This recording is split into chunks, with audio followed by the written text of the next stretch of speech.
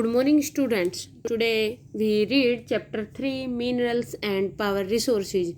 Today our discuss topics are use of minerals कि minerals का क्या क्या यूज होता है, कंजर्वेशन ऑफ मिनरल्स हमें उनको क्यों बचाकर संभाल कर रखना चाहिए, एंड पावर रिसोर्सेज और शक्ति प्रदान करने वाले मिनरल्स कौन कौन से होते हैं, रिसोर्सेज क्या होते हैं.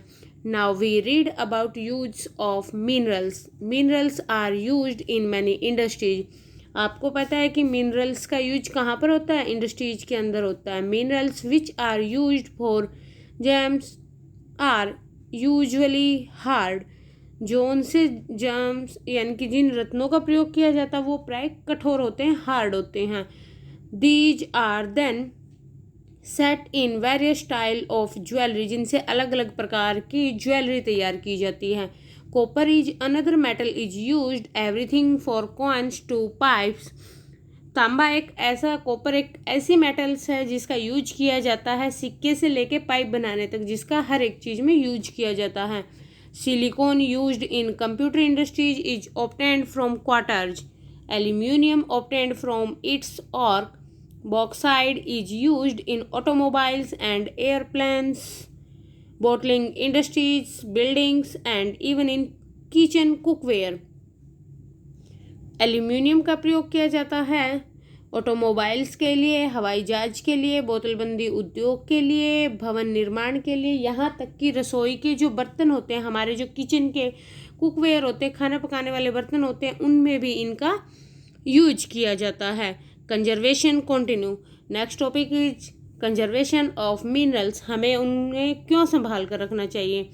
Minerals conservation recycling the process of recovering valuable और यूजफुल मटेरियल्स फ्रॉम वेस्ट और scrap. The process of reusing some items. Recycle आप लोग 4th क्लास से रीड करते आए हो कि हम 3 R's का यूज करते हैं. Recycle, reuse and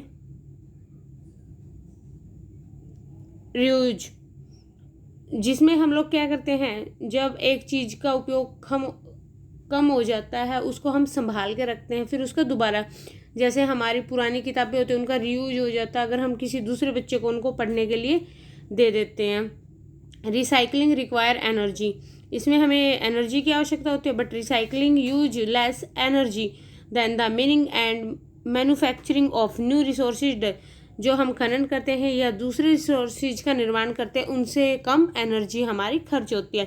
another way to conserve minerals is to use other abundant और renewable materials in place of scarce और नॉन रिन्यूएबल मटेरियल्स. दूसरा, हमें उनको बचाना चाहिए जो हमारे रिन्यूएबल और नॉन रिन्यूएबल रिसोर्सेज होते हैं, उनको भी हमें संभाल कर रखना चाहिए. Now we read conservation of minerals. Minerals are a non renewable resources. It take thousands of year for the formation and concentration of minerals. हमारे जो मिनरल्स होते हैं वो नॉन रिन्यूएबल होते हैं. इट मीन्स कि उनको एक बार यूज करने के बाद दोबारा यूज करने में हजारों साल लग जाते हैं उनको दोबारा बनने में. The rate of formation is much smaller than the rate of which the humans consume these minerals. It is necessary to reduce wastage in the process of mining. Recycling of metals is another way in which the minerals resources can be conserved. धातुओं का ये एक ऐसा तरीका है, ऐसा पुनर्चक्र है reuse करना उनको. ये आपको साइड में दिखाया गया है कि हमारी जो ये रीयूज, रिड्यूज एंड रिसाइकिल कि हमारी जो 3 R's होते हैं मिनरल्स के साथ, हमें उनको कैसे यूज करना चाहिए, कैसे उनको हमें संभाल कर रखना चाहिए. Now we read. ये आपको मैंने पावर रिसोर्सेज की एक पिक दिखाई है कि हम लोग किस तरह से ऊर्जा को उत्पन्न कर सकते हैं. कि जैसे विंड एनर्जी का यूज किया है यहाँ पर. विंड एनर्जी,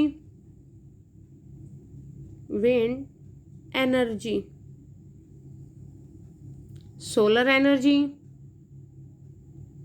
एनर्जी और ये वाटर या thermal energy. Next, power resources. Power resources क्या होते हैं? Sunny's mother begin her day by switching on the geyser. Sunny की जो मदर है वो अपने दिन की शुरुआत गीजर का बटन दबाने से करती है, उसको ऑन करने से करती है। She iron Sunny school uniform before waking him up. Sunny के उठने से पहले उसकी मदर उनके कपड़ों को प्रेस करती है। She then rushes to the kitchen to prepare a glass of orange juice for him in the blender. और जब वो स्कूल में जाने के लिए तैयार हो जाता है तो वो किचन में उसके लिए ऑरेंज जूस बनाती है ब्लेंडर की हेल्प से। Sunny, have you finished taking bath? Sunny, क्या तुमने अपना स्नान पूरा कर लिया है? Come and have your breakfast. आओ और अपना नाश्ता करो। Calls out mother while preparing breakfast on the gas stove for Sunny. उसकी मम्मी आवाज़ लगाती है जब वो गैस स्टोव पर उसके लिए नाश्ता बनाती है। While going to school Sunny forget to switch off lights and fan. जब सनी स्कूल जाता है तो वो अपनी लाइट्स को, फैन को ऑफ करना भूल जाता है। When mother switches them off, she thinks that life in the city may be more comfort, but its dependency on more and more gadgets, all of which consume energy, has to lead a wide gap between demand and supply. जब उसकी माँ उन बटनों को बंद करते हुए सोचती है कि शहरों का जीवन बड़ा ही कंफर्टेबल, आरामदायक होगा, क्योंकि वहाँ पर जो इलेक्ट्रिसिटी गैजेट है वो बिजली की खपत करते हैं, वे सभी बिजली की खपत करते हैं। अधिक से अधिक अगर हम उन पर उनकी डिमांड ज़्यादा होगी, हम उनके ऊपर डिपेंड ज़्यादा होंगे, तो उनके बीच में एक डिफरेंस आ जाता है। With the advent of science and technology the lifestyle are changing very fast. लेकिन हमारी जो साइंस है और टेक्नोलॉजी है उसके आने के बाद हमारा जो लाइफस्टाइल है वो बड़ी तेज़ी से चेंज होता जा रहा है। पावर और energy play a vital role in our lives. We also need power for industries, agriculture, transport, communication and defense. जो ऊर्जा होती है वो हमारे जीवन में, एनर्जी जो होती है वो हमारे जीवन में एक इम्पोर्टेंट रोल प्ले करती है। हमें industries, agriculture, transport, communication and defences में भी उसकी आवश्यकता होती है। पावर रिसोर्सेज में भी broadly categories as conventional and non conventional resources. हमने क्या किया है, हमारे जो पावर रिसोर्सेज हैं उनको भी 2 पार्ट्स में डिवाइड किया है। कॉन्वेंशनल होते हैं हमारे जो परंपरागत स्रोत होते हैं, और नॉन कॉन्वेंशनल होते हैं गैर परंपरागत। ये देखिए, पावर रिसोर्सेज को 2 पार्ट में डिवाइड किया है। फर्स्ट हमारा कॉन्वेंशनल और सेकंड हमारा non conventional. Now we read about convention resources.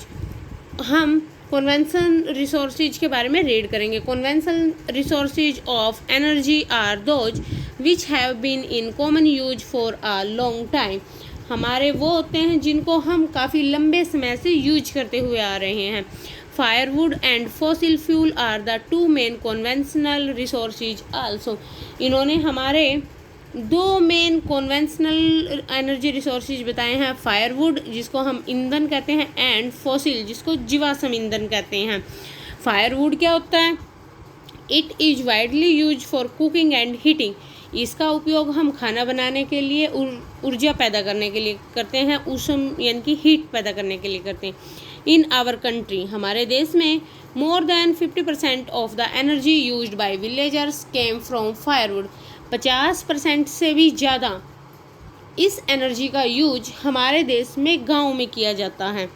Remains of plants and animals which are buried under the earth for millions of years got converted by the heat and pressure into fossil fuel।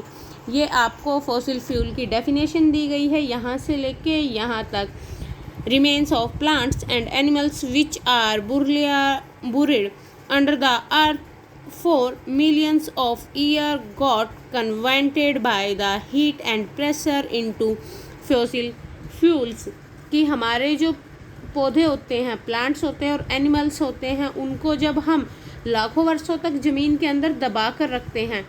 वहाँ पर जो ताप होता है, temperature होता है और जो प्रेशर होता है, हीट और प्रेशर के कारण जो फॉसिल फ्यूल यानी कि जीवाश्म ईंधन में वो होते हैं। अब आपको आगे इसके एग्जांपल्स दिए। Fossil fuel such as coal, petroleum and natural gas are the main sources, उनके बारे में बताया गया है। सोशल पावर, ये आपको कन्वेंशनल एनर्जी के स्रोत दिए गए हैं। Solar power, biomass, geothermal, nuclear energy, hydro electricity and wind. Now we read about coal. Coal के बारे में हम लोग रीड करेंगे।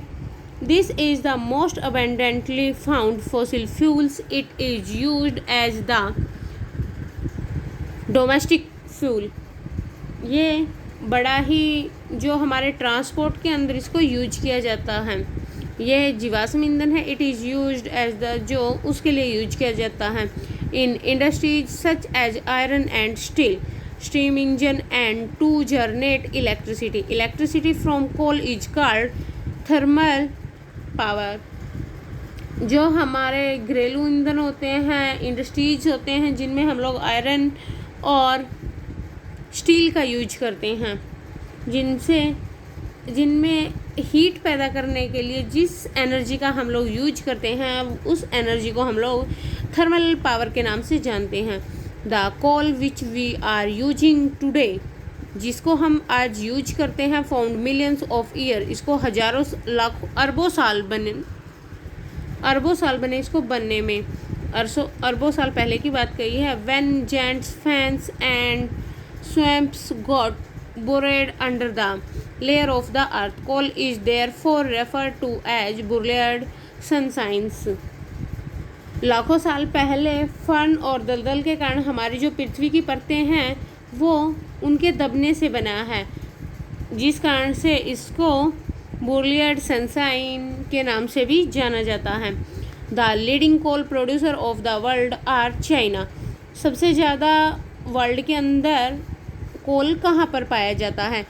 चीन, यूएसए, जर्मनी, रूस, सऊदी अफ्रीका, फ्रांस। इनके अंदर ये आपसे क्वेश्चन बन सकता है यहाँ से कि जो कोयला प्रोड्यूसर हैं वर्ल्ड के अंदर कंट्रीज, आपको उनके नाम बताने हैं फ्रांस तक। The coal producing areas of India are Raniganj. ये आपको आगे नाम दिए गए हैं, जैसे रानीगंज, झारिया, धनबाद एंड बोकारो एंड झारखंड। बोकारो झारखंड के अंदर है। यहाँ ये हमारे इंडिया के प्लेसेस है जहाँ पर हमें कोयला मिलता है। Next petroleum. पेट्रोलियम के बारे में पढ़ेंगे। पेट्रोल, जिससे हमारी कारें चलती हैं, और तेल जो आपकी साइकिल को चमकने से रोकता है, उसे हम लोग पेट्रोलियम के नाम से जानते हैं। जो हमें गाढ़े काले पदार्थ के रूप में प्राप्त होता है, जिसे हम लोग पेट्रोलियम कहते हैं। ये सैलों की जो परतों के बीच में पाया जाता है, जो हमारी रॉक्स की लेयर्स होती हैं उनके अंदर इसको पाया जाता है, जिसको ड्रिल करके बाहर निकाला जाता है। जो हमारे ऑयली क्षेत्र होते हैं, एरियाज होते हैं, वहाँ से इसको ड्रिल की मेथड द्वारा इसको बाहर निकाला जाता है। फिर इसको ऑयल रिफाइनरीज में भेजा जाता है, जहाँ पर इसमें रिफाइनरीज में भेजने के बाद यहाँ से हमें crude like diesel, petrol, kerosene, wax, plastic और लुब्रिकेंट प्राप्त होते हैं। Petroleum and its derivatives are called black gold, जिसे हम काले सोने के नाम से भी जानते हैं। इससे बताया है कि डीजल, पेट्रोल, मिट्टी का तेल, मोम, प्लास्टिक तैयार किए जाते हैं। इसका रंग काला होने के कारण पेट्रोलियम को काला सोना भी कहा जाता है। ये बहुत ही कीमती माना जाता है। जो हमारा पेट्रोल है, पेट्रोल को उत्पादक देश कौन कौन से हैं? Iran, Iraq, Saudi Arab and Qatar. दूसरे देश कौन से हैं? यूएसए, रूस, वेनेजुएला और अल्जीरिया। भारत में कहाँ पर पाया जाता है ये? Assam in Digboi, Mumbai in Mumbai high and Krishna and Kaveri deltas of Krishna and Kaveri river. Next part is natural gas, प्राकृतिक गैस क्या होती है? प्राकृतिक गैस पेट्रोलियम के साथ पाई जाती है जब वो निर्मुक्त होती है। ये हमारे धरातल से इसको ड्रिल मेथड के द्वारा बाहर लाया जाता है। इसका प्रयोग हम अपने डोमेस्टिक्स और कॉमर्शियल फ्यूल के रूप में हम लोग इसका उपयोग करते हैं। और यहाँ इसके जो उत्पादक देश हैं वो कौन से हैं? रूस, नॉर्वे, यूके एंड नीदरलैंड, जहाँ पर प्राकृतिक गैस पाई जाती है। भारत के अंदर कहाँ पाई जाती है? Jaisalmer, delta of Krishna and Godavari river, Tripura and Mumbai. कुछ पार्ट मुंबई के हैं जहाँ पर ये हमें मिलती है। विश्व में बहुत कम देशों के पास नेचुरल गैस पाई जाती है। हमारे यहाँ पर जो हमारा फॉसिल फ्यूल्स होता है उसके उपभोग से तेज वृद्धि होने के कारण हम इसके समाप्त होने तक नहीं पहुँच पाते, या इसके समाप्त होने की हमें चिंताजनक नहीं रहती। जो हमारी सोच करने की वो वहाँ पर ख़त्म हो जाती है। इन ईंधन के जलने से जो विषैला पदार्थ निकलता है वो हमारे लिए एक इशू बन जाता है, प्रॉब्लम बन जाती है। फॉसिल फ्यूल के अनकंट्रोल अनियंत्रित रूप से जब हम उसको जलाते हैं तो उसकी जो टोटी होती है उससे टपकने का सामान बनता है जो जल्दी ही सूख जाता है। जो हमारा ऊर्जा के नॉन कॉन्वेंशनल स्रोत होते हैं, रिसोर्सेज होते हैं, उनकी ओर बढ़ावा देता है, जो कि this is lead to the tapping of various non conventional resources of energy that are cleaner alternative to fossil fuels, जो उससे बेटर विकल्प माना जाता है। Thank you, have a nice day.